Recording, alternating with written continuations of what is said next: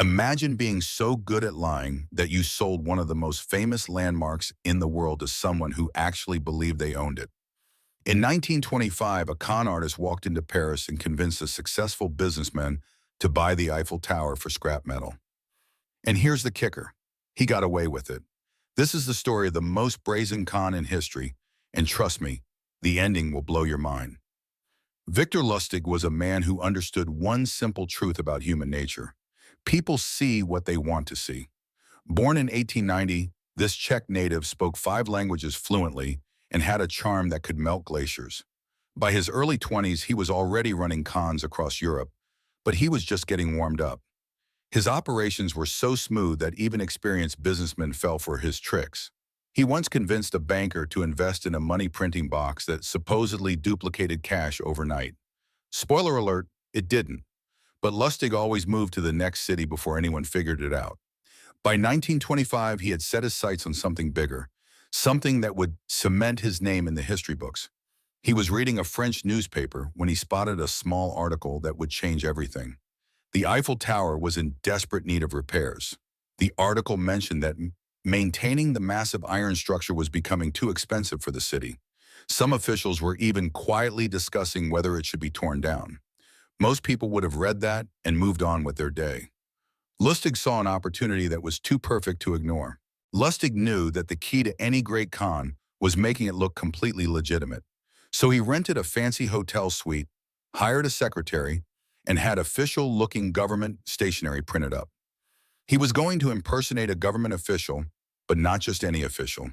He created the persona of the Deputy Director General of the Ministry of Posts and Telegraphs. It sounds impressive because it was supposed to.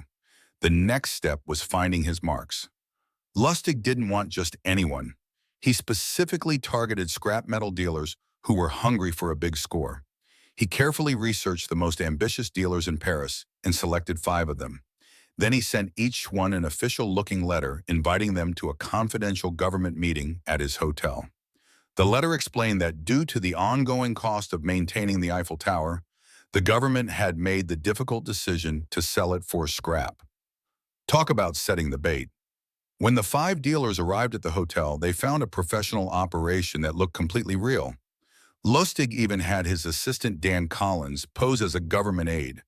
He gave the dealers a tour of the Eiffel Tower itself, pointing out all the structural issues that supposedly made it too expensive to maintain.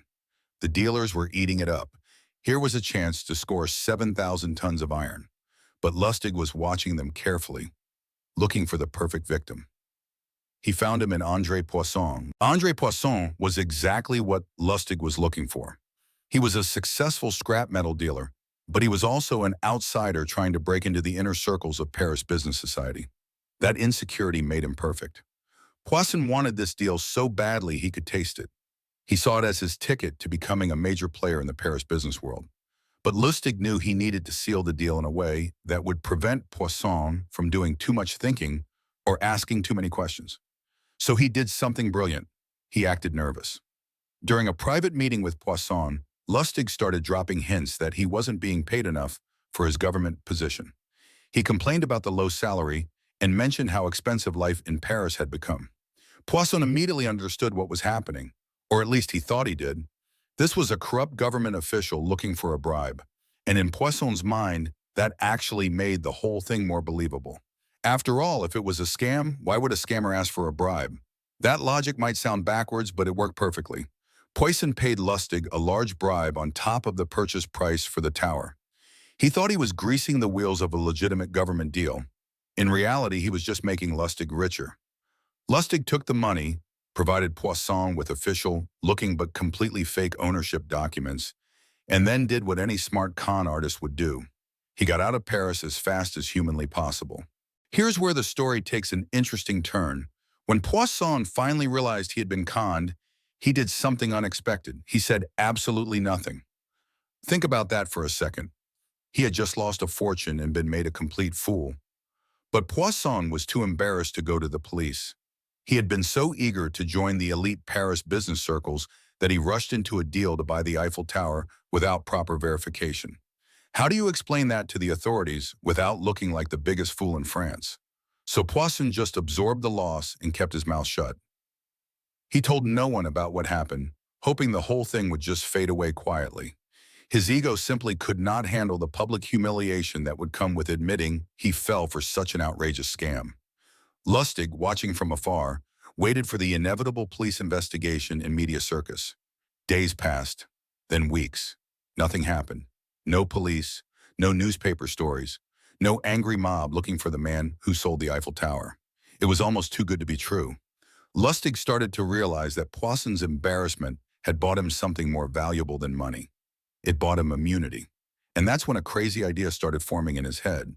If Poisson was too embarrassed to report being conned, maybe other people would be too. The wheels started turning, and Lustig began planning something that would take this con from impressive to absolutely legendary. 1 month later, Victor Lustig returned to Paris, and he tried to sell the Eiffel Tower again. Yes, you read that right. After successfully conning someone out of a fortune, he came back to the same city and attempted the exact same scam. This is the kind of audacity that most criminals could never even dream of having. Lustig figured that since the first con never made the news, he could run the whole operation again with a completely different group of scrap metal dealers. So he set up the same fake government office, sent out the same official letters, and started the con from scratch. He found another eager businessman who wanted to make the big score and began reeling him in with the same techniques. The second victim was just as convinced as the first. Everything was going according to plan, but this time Lustig's luck ran out. The second victim wasn't quite as embarrassed as Poisson. When he realized something was wrong, he actually went to the police. Suddenly, Lustig's perfect crime wasn't so perfect anymore. The authorities launched an investigation, and Lustig had to flee France before they could arrest him. He escaped to America, where he continued running cons for years until the law finally caught up with him.